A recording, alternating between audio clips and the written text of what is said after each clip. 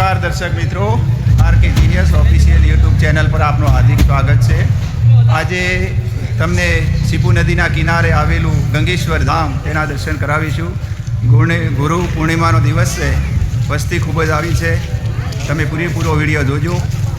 આજે આપણે મુલાકાત લઈશું દાંતીવાડા તાલુકાના એક અતિ પ્રાચીન અને પૌરાણિક ધામની, જે રાજસ્થાનની બોર્ડર નજીક સીપુ નદીના કિનારે આવેલું છે। કહેવાય છે કે દ્વાપર યુગ દરમિયાન પાંડવોએ પણ આ પવિત્ર ભૂમિ પર આવીને તપસ્યા કરી હતી। આ સ્થળની સૌથી વિશેષ વાત એ છે કે અહીં ગુપ્ત સરસ્વતીનું મુખ આવેલું હોવાથી માનવામાં આવે છે, તેથી આ પવિત્ર સ્થળ શ્રાદ્ધ ક્રિયા માટે પણ ખૂબ જાણીતું છે। આ છે ગંગેશ્વર ધામ, જ્યાં આવેલું ગંગેશ્વર મહાદેવનું પ્રાચીન મંદિર હજારો વર્ષ જૂના ધાર્મિક ઇતિહાસ સાથે જોડાયેલું હોવાનું માનવામાં આવે છે। આજના વિડીયોમાં હું તમને બતાવીશ ગંગેશ્વર મહાદેવનું પવિત્ર મંદિર, ગુપ્ત સરસ્વતીનું મુખ, પાંડવોએ જ્યાં તપસ્યા કરી હતી તે પવિત્ર સ્થળ અને આ ધામ સાથે જોડાયેલી અનેક પૌરાણિક અને રોચક વાતો। તો મિત્રો, આ પવિત્ર ધામની સંપૂર્ણ યાત્રા જાણવા માટે વિડીયો અંત સુધી જરૂર જોજો। વિડીયો ગમે તો લાઈક કરજો, આરકે જીનિયસ ઓફિશિયલ ચેનલને સબસ્ક્રાઈબ કરવાનું ભૂલતા નહીં અને આ વિડીયો તમારા મિત્રો તથા પરિવાર સાથે શેર કરજો।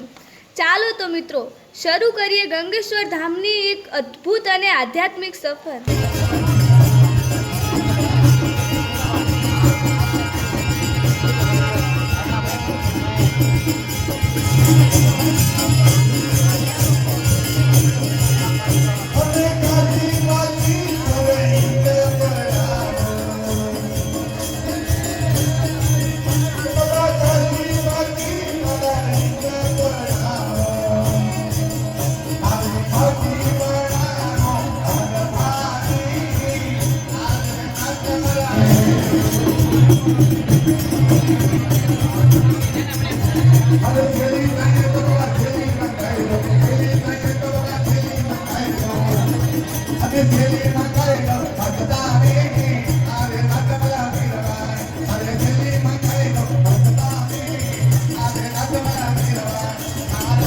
આ છે ગંગેશ્વર મહાદેવનું પ્રાચીન અને ચમત્કારિક મંદિર, જે ભાવિક ભક્ત શ્રદ્ધાથી આ મહાદેવના દર્શન કરવા આવે છે તેની મનોકામના આ મહાદેવ પૂર્ણ કરે છે।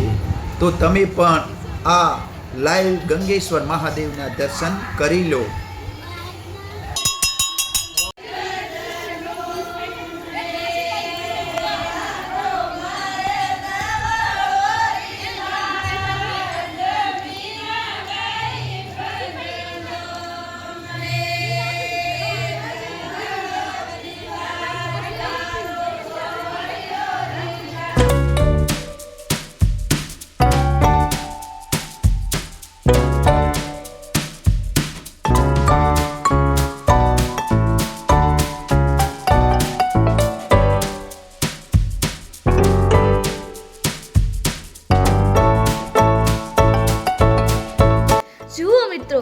અહીં આવેલી આ છે ચંદનગીરીજીની કુટિયા અને તેમના ગુરુ એવા શિવગીરીજીની પવિત્ર કુટિયા।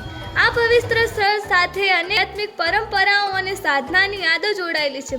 ચાલો મિત્રો, આ પવિત્ર કુટિયાઓના પણ દર્શન કરીએ અને સાથે જ ગુરુ શિવગીરીજીના પણ દર્શન કરીએ। આવા સંતો અને સાધકોની તપોભૂમિ એવા પવિત્ર સ્થળના દર્શન કરવાનું સૌભાગ્ય આપણને મળે એ પણ એક અનોખો આધ્યાત્મિક અનુભવ છે। જુઓ મિત્રો, આ છે પવિત્ર સરસ્વતી નદી। કહેવાય છે કે આજથી લગભગ 30 વર્ષ પહેલાં આ સરસ્વતી નદી જીવંત હતી અને અહીંથી વહેતી થઈને આગળ જઈને સીપુ નદીમાં મળી જતી હતી। સમય જતાં આ સરસ્વતી નદી લુપ્ત થઈ ગઈ। આજે અહીં આવેલું છે પવિત્ર સરસ્વતી કુંડ, જેઓ સ્થળની ધાર્મિક અને પૌરાણિક ઓળખ સાથે જોડાયેલું છે। ખાસ વાત એ છે કે કારતક સુદ 14ની રાત્રે અહીં ભવ્ય મેળો ભરાય છે। આ પ્રસંગે દૂર દૂરથી શ્રદ્ધાળુઓ અહીં આવે છે અને પોતાના પૂર્વજોની શ્રાદ્ધ ક્રિયા રાત્રિ સમયે કરે છે।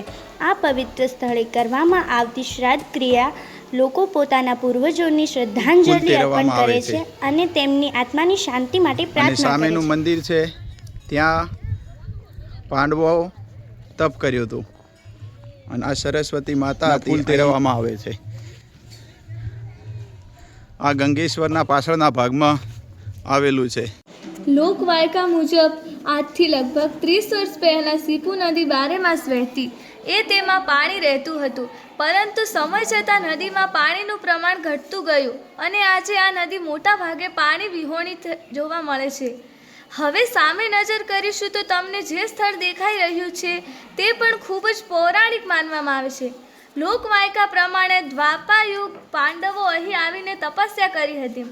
કહેવાય છે કે આ પવિત્ર સ્થળ પર એક પ્રાચીન મંદિર પણ આવેલું હતું, પરંતુ સમયની સાથે તે મંદિર આજે ખંડેરમાં ફેરવાઈ ગયું છે. આજે અહીં મંદિરના અવશેષો જ જોવા મળે છે, પરંતુ આ સ્થળ સાથે જોડાયેલી પાંડવોની તપસ્યા અને પ્રાચીન ધાર્મિક માન્યતાઓ આજે પણ સ્થાનિક લોકોની આસ્થા સાથે જીવંત છે. તો ચાલો મિત્રો, હવે નજીકથી જઈને આ ઐતિહાસિક સ્થળ અને તેના અવશેષો વિશે જાણીએ.